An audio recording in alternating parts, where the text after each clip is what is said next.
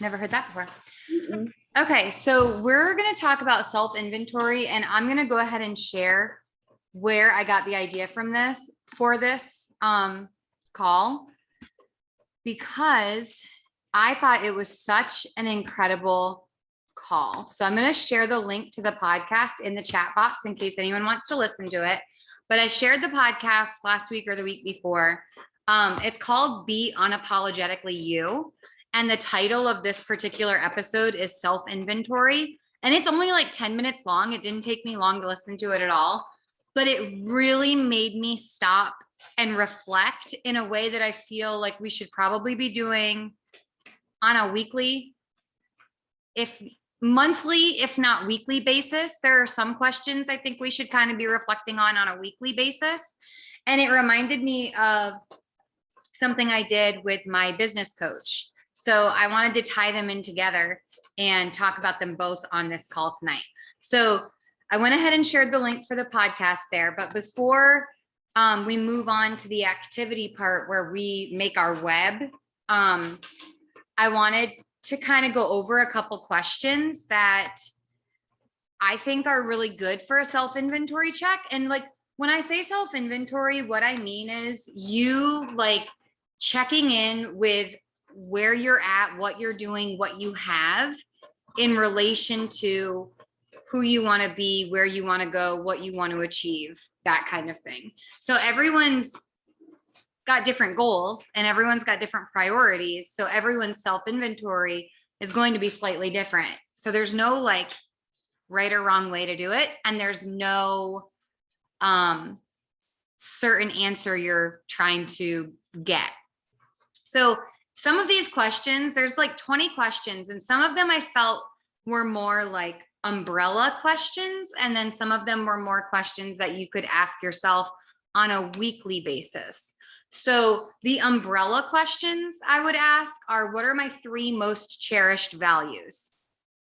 This was something, and we'll actually touch more on this when we do our web together, but this was something that I was actually pretty, not shocked and not even surprised, but like it kind of was an aha moment for me to realize that some of the things that I feel like I focus a lot of attention on or a lot of stress and worry on aren't really my top 3 most cherished values. So why am I spending so much time stressing about them? So that was really eye-opening and good for me, because then it allowed me to prioritize what I really truly want to prioritize. The next umbrella question is, what is my purpose in life? Like what, like kind of like, what's your mission statement? I know we've worked on mission statements in the past.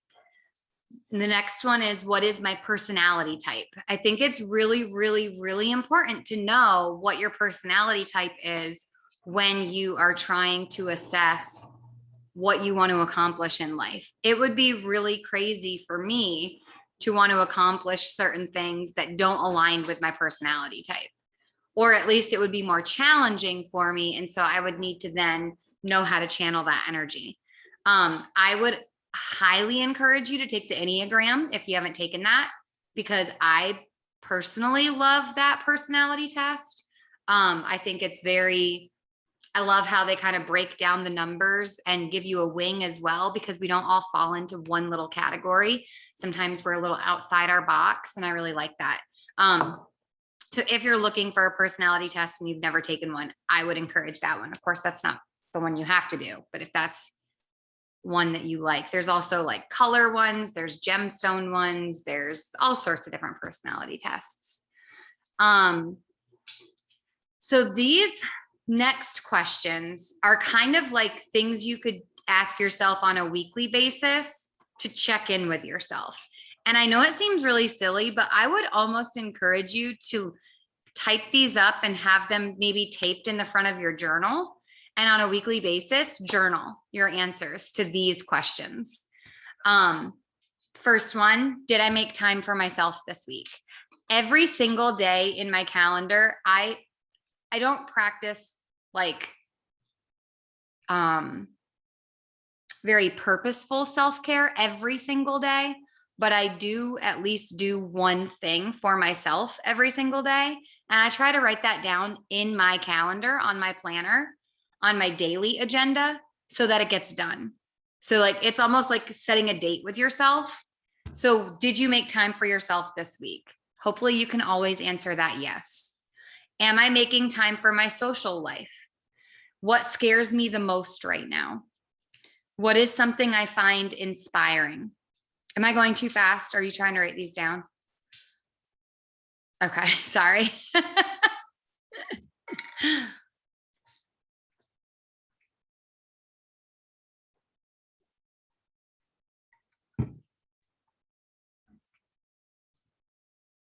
Okay. What is something that brings me joy? I do this on a daily basis. I'll share my planner with you too, because as a teacher, I think you would really like it. On my daily agenda, I created this planner myself on plum paper. And on my daily agenda, I have daily gratitude. So I write down 3 things I'm grateful for. So that would cover the joy every single day. When is the last time I gave back to others? What matters to me most right now? That's something that we're going to address in the web that we're going to create. And that was something that really helped me to pinpoint where I need to focus my energy right now. And that will change on a monthly or quarterly basis based on your needs and what's going on in your life. What's something I like to do more of and why? What's something I would like to do less of and why?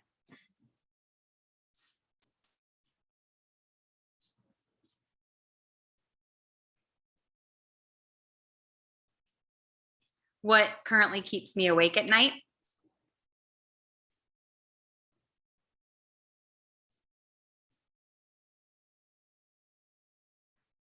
What obstacles are getting in my way? And what could I do to be happier?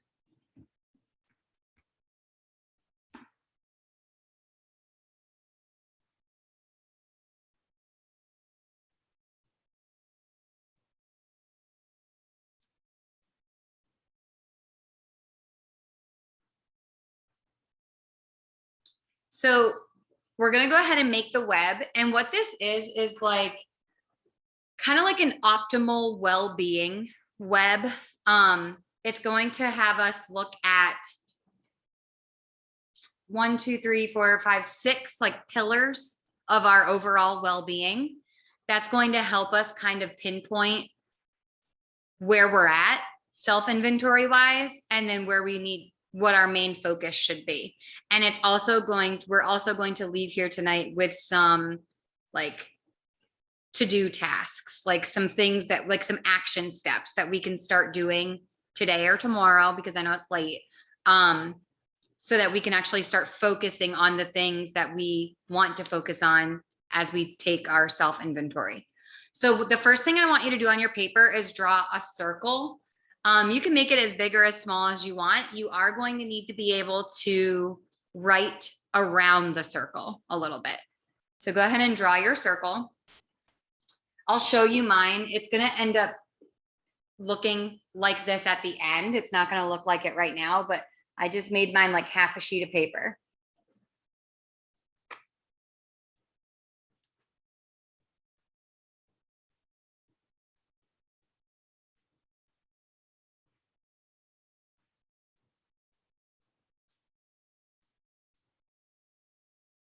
Oh, there you go to grab more paper.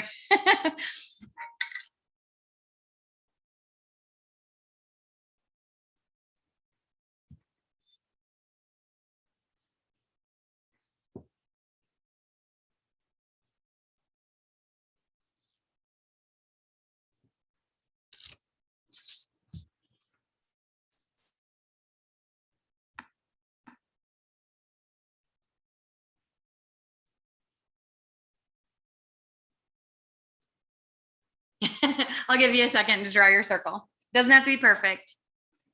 Everyone was teasing me in my workshop with my business coach because there were other people in the workshop as well. And they were like, oh, you can tell Lindsay's a teacher. All right. So around your circle, you're going to write 6 like categories. So the first category is weight management. And so when I say write them around the circle, like I just kind of went and wrote them at various points around the circle. So weight management.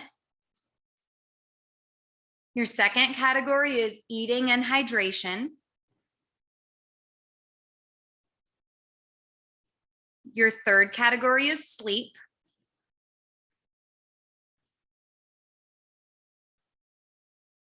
Your fourth is motion.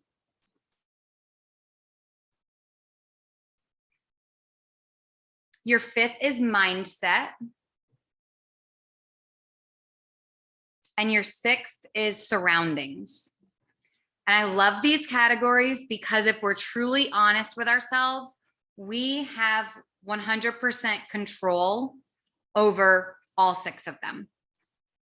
Weight management maybe could be arguable because of like genetics and illnesses, or, you know, just like if you have a thyroid disorder or something, or medication or something that causes you to gain weight. But overall, these six things are areas of our life that we can control, which again has kind of been a theme for the last year and a half, since so much of our world has felt out of our control. So we have those six categories. What I want you to do now is connect them, like make your circle look like a wheel. So take a line from your categories and just connect them like you're making your spokes on your wheel. You'll end up drawing 3 lines, kind of making it look like a pizza pie. I know that seems silly, but it'll make sense in a minute.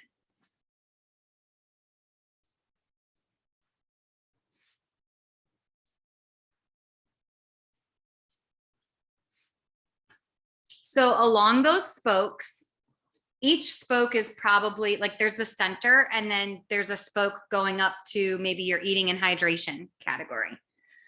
Let's look at that line as a continuum. So the closer you get to the center, the more out of control you feel.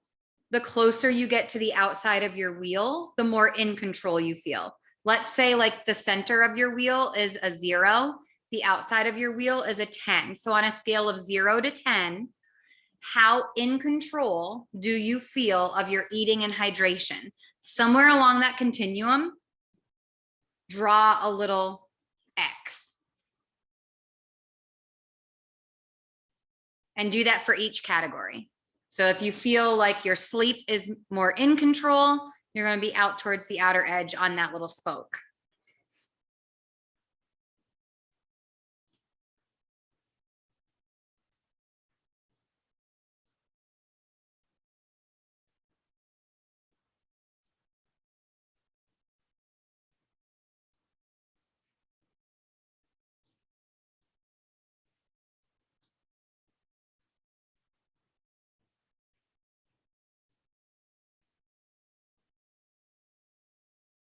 Okay. So now take your X's and make them like kind of color them in like little dots, like you can see I did. And then connect them so you can kind of see the shape that they create in the middle.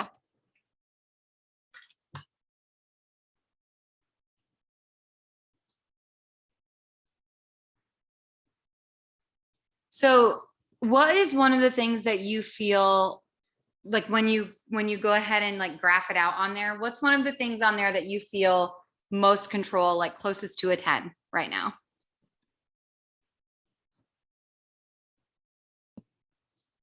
Sleep. Oh, that's awesome. That was one of the ones that was furthest from the outside for me. That's good. What was one that you saw or noticed was like least, like closest to 0? Probably eating and nutrition. Okay. So the nice thing is seeing this like as a like image, as a visual, kind of shows you like these are the things that I'm rocking right now. These. So Christy, your sleep was really good and your eating was not so good. Yeah, I'm really trying to focus on getting better sleep. So that's kind of my focus right now. But then my nutrition has not been great. Okay.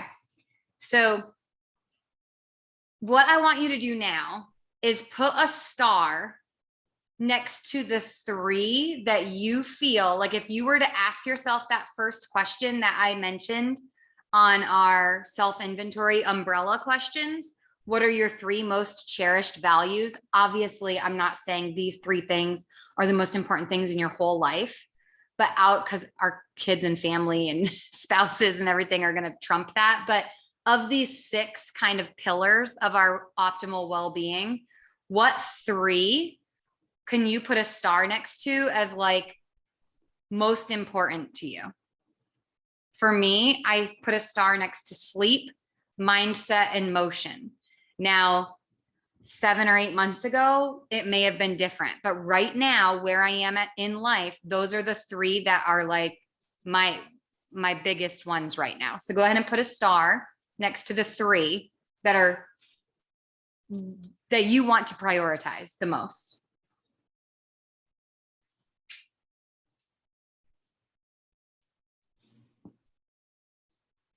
What I found was the 2 that I had like the lowest score on were in my top 3. And then the one that I actually had the highest score on, which was motion, was also part of my top 3. And I realized that because right now motion for me is very therapeutic and I don't want to focus on anything else but that right now. So I thought that was interesting to point out that it doesn't necessarily have to be your lowest or your highest that you find most important. I also felt like my surroundings, I've done a really, really, really good job, as painful as it has been, to make sure that my surroundings are exactly what they need to be for me to be happy and healthy. And so I didn't feel like that was something I needed to focus on because it kind of automatically is a priority to me. So just think about that as you're putting your stars. And these aren't the end all be all. This is actually a practice that we do in my business coaching. I pay for a business coach to work with me on a monthly basis. And this is something we do on a quarterly basis. So it's a good self-inventory check. So from there, what we did is out of those 3, what were your 3, Allie? Surroundings, mindset, and nutrition. Okay. And what were your 3, Christy? Mindset, surrounding, and sleep. Okay. So in those 3, write down at least one action statement. And I'll give you an example that you can start doing on a daily basis to help you achieve what you want to achieve. And it needs to be kind of specific. So one of mine was mindset. I said, I will journal for 5 to 10 minutes every day. And then for motion, I said, I will wake up at 6 o'clock and exercise for 30 minutes. For sleep, I said, I will be screen free at 10 o'clock every weeknight because that's been my issue. I'm on TikTok or something or scrolling Instagram. So for each one, make one action statement, but be specific. Don't just say, I'm going to journal. How long are you going to journal and how often are you going to journal? Or are you going to read a certain amount of pages every day? Like whatever it is, be really specific.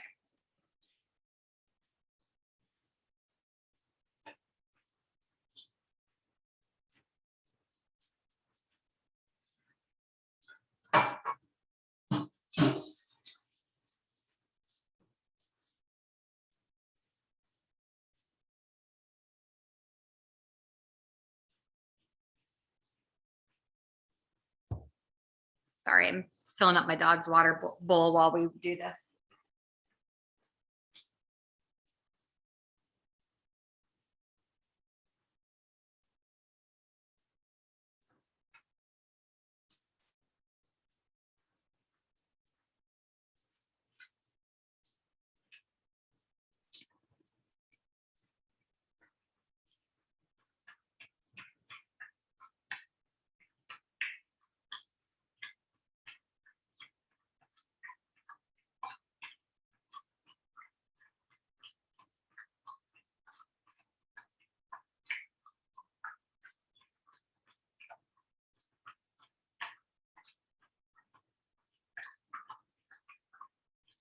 Okay, so then underneath your action statement, one of the things, I think Christy actually did a team call on this. I don't know how long ago, where we almost need like a cue or a trigger. Like we want to attach habits together. We want to attach maybe like an action that we want to do with a habit we have already established. Like when I brush my teeth, I will also do this kind of thing. Because we always brush our teeth. So then we can attach another habit to brushing our teeth in order to establish a new healthy habit. So what we want to do, habit stacking. Yes, that's what it was about.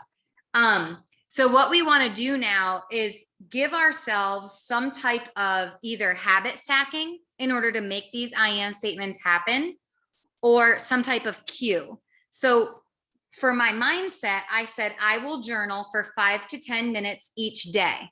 Well, my cue is that my journal sits right on my nightstand. It's actually the only book that sits on my nightstand, and I use my pen as a bookmark inside my journal. And my journal right now is what I need right now. I'm actually working through two. One's a devotional journal, and one is called Single is My Superpower. And it's just about like being not settling and like being good by yourself, independent. So then for my motion one, my statement was, I will wake up at 6 o'clock and exercise for 30 minutes. My cue is my alarm, and then also my accountability partner. For sleep, I said I will be screen free at 10 o'clock every night. I actually set an alarm for 10 o'clock saying, turn your phone off. That's my cue to put it away. So go ahead and create a cue or some type of habit stack for each of your action statements.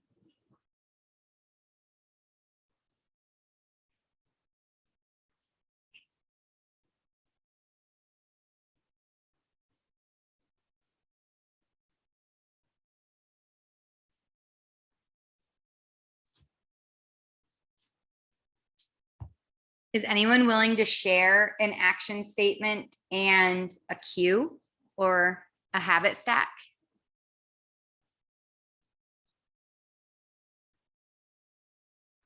I'm still writing them, but Okay. let's see. Okay, so for my mindset, here, I'll turn my camera on. Sorry. So for my mindset, I love to listen to crime podcasts.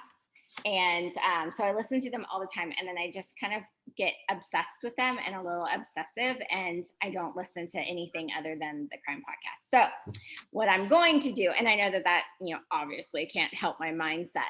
So what I'm going to do is my action statement is I will listen to an uplifting podcast each morning before I listen to a crime podcast. So I'm not taking my crime podcast away because that would suck. So I'm going to make sure that I listen to an uplifting, motivational, personal development, whatever podcast first. And so my cue is just to, I have a ton that are constantly, coming every week or whatever. And so just making sure that one of those is at the top every morning before I love that so many podcasters now are doing like 10-minute podcasts too. Yeah. Because it's like, it just like lights that fire, and then, but you don't feel like you have to have an hour devoted to listening. And I actually am finding that the ones that are longer, I keep like pushing down on the queue because I'm like, I don't want to listen to that one because I don't want to like listen to the same topic for an hour. Yeah. So, and that's one thing that I was like, okay, well, my target goal for my personal podcast is like 20 to 30 minutes. And then I realized like how difficult it really is to talk to 20 to 30 minutes. And so now I'm like, most of mine are like, they're averaging like 8 minutes. And I'm like, I think that's perfect. I think so. That's what I like. I like this. And that's like almost everyone can listen to one in a commute. Almost everyone has at least a 10-minute commute. Yeah. Allie, did you have a action statement and a cue?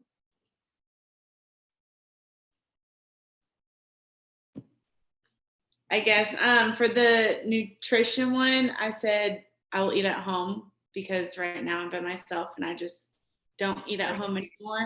But since I move on Wednesday, I will make my plan on Sundays and actually follow it. Follow it. Once I I feel have your time pain off. because on the nights that I'm home, I'm really bad about Yeah, cooking for one person. Yeah, it's hard. it is. Okay, so I hope this was really helpful. The web, I actually did the web in my planner so that I can reference it. So if you want to put it somewhere so that you can revisit it throughout the rest of the month or throughout the rest of the quarter to kind of keep your self inventory in check, I think that would be really great. I also really do want to encourage you to just like reflect on a weekly basis of how you're doing and how you're feeling and whether or not you feel like you are headed in the right direction. Like what I think a big question that we should ask ourselves on a weekly basis is what did I do this week or what did I face this week that's kind of not helping my trajectory go the way I want it to go? Like if there's a certain person or if there's a certain activity that you partake in or something that ends up like maybe you go out on a Friday and then you end up not going for your run on a Saturday or that kind of thing. Like acknowledge that and don't beat yourself up about it, but figure out what's more important, going out on Friday or getting up and doing what you're supposed to do on Saturday. And then is there a way to do both, or do I need to just learn how to say no to the things that are not getting me where I want to be, kind of thing. I ended up circling 2 of the ones that I starred to be my focus for the quarter.